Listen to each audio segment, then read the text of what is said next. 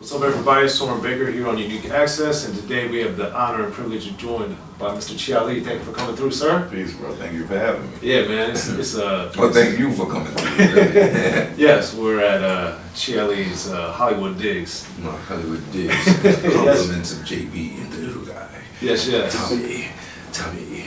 But Chia Lee has a lot going on right now. He's got his new book, Another Kind of Freedom. It's on his website. Yep. ChiaLeeBX.com. You can check that out. Be sure to pick that up. And if those that are familiar with the fabulous Chia Lee album, he also has a documentary by the same name that's getting ready to come out. So we're here to talk about a lot of what Chia Lee's been through, what he's got going on now, and we're going to get into all of that. So with the documentary, I thought that it was very well done.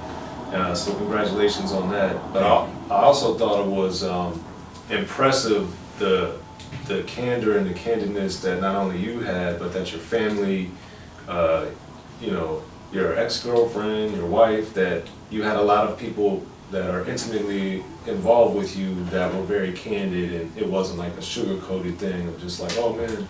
So what made you comfortable to want to reveal so much about your personal life and about your struggles and things that you went through, and have your family also talk about that? I mean, I think with me, it's more of my whole makeup, my disposition. I'm kind of a carefree and, speak from the hip, tell it like it is. And that can be good and bad. I mean, I think it's great because, it is what it is, but it's not so good because some people may and can be offended by things you might say.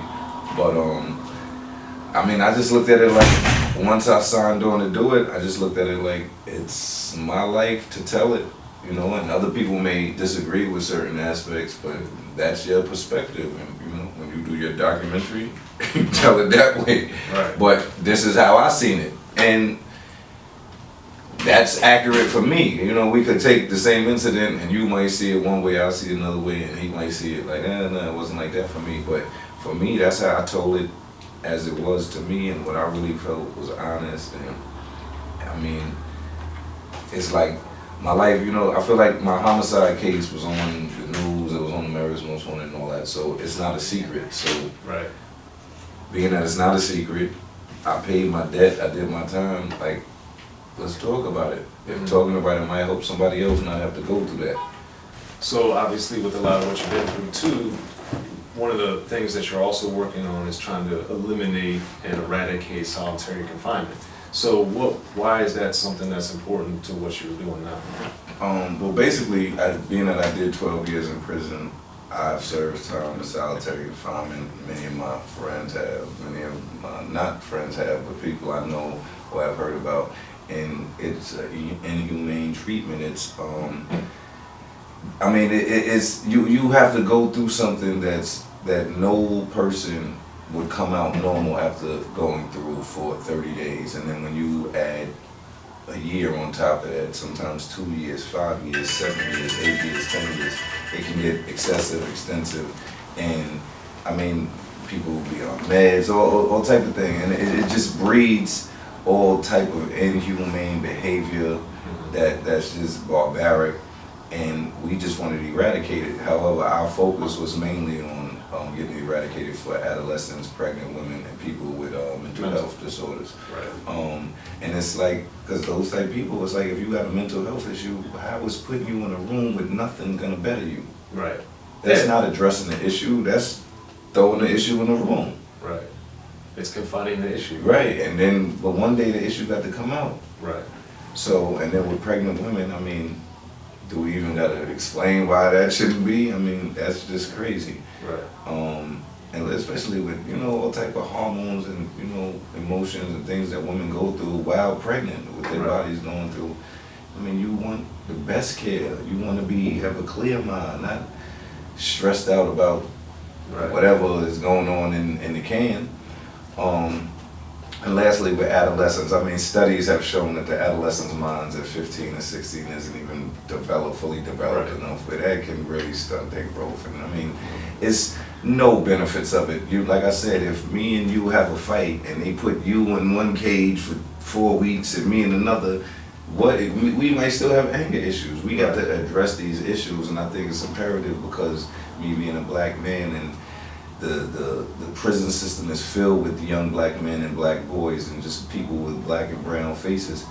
And it's imperative that we address our anger issues, because we're, as a people, like my people are very angry. Like I don't know why, like we're just angry. It could be something like a disagreement about who's the best basketball player that'll turn into somebody getting shot or something, and that's a deeper issue. Right. And it's not single to one city or one state, it's all over America. And when did you realize, speaking for yourself especially, when did you realize your own anger issues? I mean, I'm still realizing it now. Like sometimes I know my demons aren't going. Just the way I may react towards somebody on the street, and most of the time it's people that look like me. You know what I'm saying? It's sad to say sometimes it's people that look like me that do silly things and provoke you. But a lot of that is I'm in black neighborhoods, so my demographic, I'm not really around a lot of white people too. But it's just, you know, it's just crazy. But my thing is we gotta do better, and we have to learn how to just not hate each other to the point where we just want to kill each other for the slightest things, when we just get ticked off. And especially it's like our emotions flow and we be in that rage, and it's like shit, 2 days later you let me fuck that. You're not even thinking. I mean, not even as old. It ain't even on your mind. Well, even like. But you sometimes that 2 days when it's not on your mind, some motherfuckers are sitting facing 20 years now. Right. Well, it also seemed like with the incident that led to your incarceration, the shooting, it just seemed like even that, what you talk about in the documentary, that it was a very short thing. Yeah, just making harsh decisions, emotional, mad, and just, oh, fuck that. And that's the black man's go-to. Fuck that, you know. And you can't breed positivity and have positive progression with a fuck that attitude. It's like if everything is fuck that, then nothing matters. So how did you then make the change? What happened? I think it happened around, I guess, 06, 07. I mean, I think it's a process. A lot of it is just maturing. Okay. Prison can be humbling. It's a humbling experience. So a lot of it was just maturing and just being humble and just being able to sit back and watch and see what's going on and realizing that it's not an accident, it's not by design, and also realizing that if you want or don't want to be a certain place or want to be a certain place, you got to make arrangements and moves and prioritize things that's going to make that pop and make those goals achievable. It's like, if I don't want to be back in jail or I don't want to be in the box, it's imperative for me to do shit that's legal. Right. And, or, you know what I mean? Like, right. It's just, yeah, right? So, it's just about making sense. And a lot of times, I feel, for me, a lot of times, for me and my people, we just don't dream realistically. Like, everybody's not going to be the rapper or Jay-Z or LeBron James.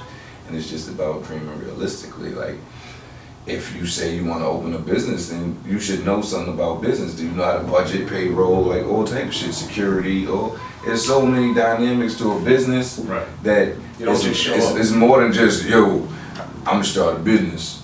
Let me get $5,000. Help me start. Like, nah, you gotta really, like, as black men, we gotta start being smarter and really looking ourselves in the mirror and going after legal shit with that same vigor that we go after the illegal shit. You know, the same way you grab your gun, like, no, you better give it up for it. You got to go after legal shit with that same vigor. Like, nah, I'm not going to jail. I'm gonna do this till I get it. And just learn to love each other. I don't know why my people, like, this whole shit with Nipsey got me a little fucked up, but it's just like we just got so much hate in us and rage and anger in us. We just got to figure it out, though.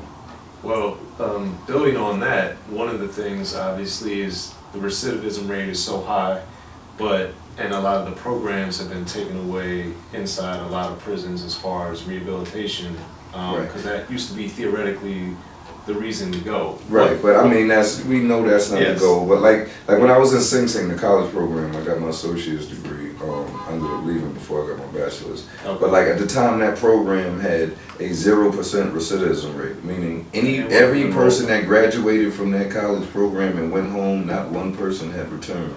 So that would tell you what, give these motherfuckers some schooling. Right. But they shutting down the schools and the jails. So it's we know that. You know what I mean? So it's definitely not the goal, but you know, it's politics. Well, it's politics, of course, but building on that point, since you had the fortune to be able to do it, you also had the opportunity to not do it. So what you talk about in the documentary, The Fabulous Chi Ali, about how you got so into it. So what made you, I know you also talk about your friend who kind of recruited you to do the speaking inside, but then also... I mean, my friend, and he definitely helped fuel me. But at the end of the day, it came down to just looking in the mirror and like, yo, I'm gonna do this shit. Like, I'm gonna do this shit. I'm gonna get a good grade. Like, she want me to read this shit, I'm gonna read it. I'm gonna do it. Like, I'm gonna do it. Right.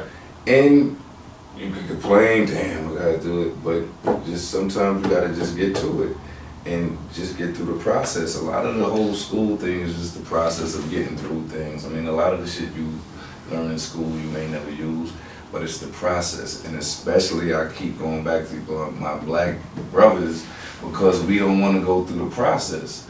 We just want the money and the fame and the glitz and the glamour without the process. We want to take the shortcut. And it's like, it's cool to take the shortcut, as long as you know the long way. You know what I'm saying? You got to know the process, though. You can't just think it's not there and everybody just started at the top, because it's an illusion, man. Right. And it's an illusion, and that's why motherfuckers be mad and hating, because they think you just got there and wondering why it ain't working for them. Right. You know? Yeah. And then one thing that I thought that was great that you also show in the doc, Fat Joe in particular really embracing you when you got home. And what were your thoughts of, man, I've been away for so long, and even the last couple of years you weren't out like when you had the album The Fabulous Chi Ali, it wasn't the same level. I mean, like when I was in prison, I didn't know what it was gonna be, so I would go through spurts, like 6 months, I might write a lot of music. Yeah, we're gonna make it pop when I get home. Then it would be the next 6 months, I'm not writing, like, you got time to do, ain't nobody think about no Chi Ali type mood. And so I didn't know what it was gonna be. I didn't know how the world was gonna take to me. So I didn't know, like, damn, should I pursue it?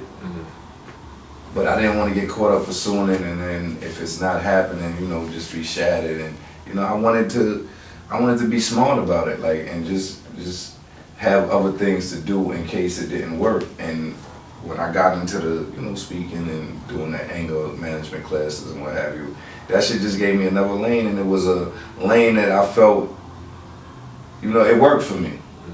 You know, it worked for me. So I really wasn't sure.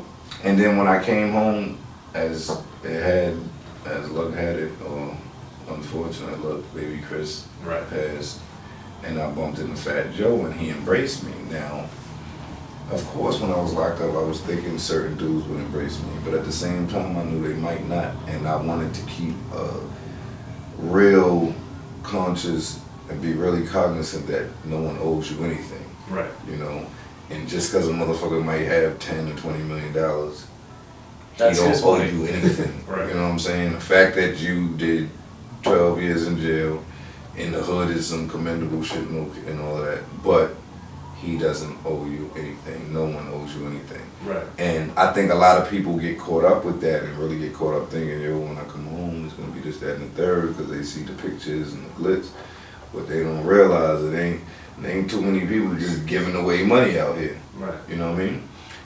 But anyway, when Joe and I got up, he embraced me and flew me out to Florida, and I guess I just took that as, I guess this is what I'm supposed to be doing, like, cause he just flew me out like, yo, we just doing some cool out shit. And next thing I know, we're in the studio. So of course, back in the day, you guys were both on Relativity. Oh yeah. So what was, how did you see the evolution of Fat Joe from Fat Joe the Gangster to Fat Joe the guy that flew you down to Miami?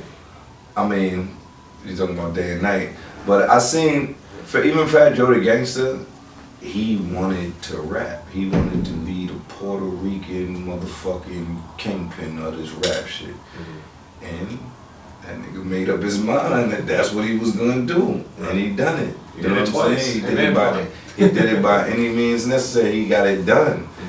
You know, and he I'm sure it wasn't an easy role for him. I know it wasn't, because the Flojo days, you know, we was really grinding. But consistency and persistence, he did the damn thing. Now, I think, like, even when he fell on, like, not when he fell on rough times, but we know with the whole tax shit. Right. And he was down. Like, yo, he hadn't had a good record, a big record in a while. The tax man came. Probably what he felt like, damn, all this shit is happening at the wrong time.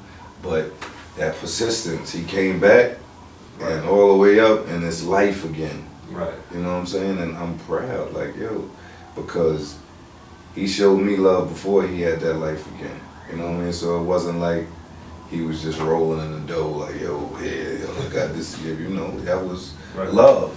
You know, and I appreciate him, Rich, like, the whole Terror Squad crew, Percy, like, that's extended family for me. You know, so big shouts to Fat Joe. And Crizzles.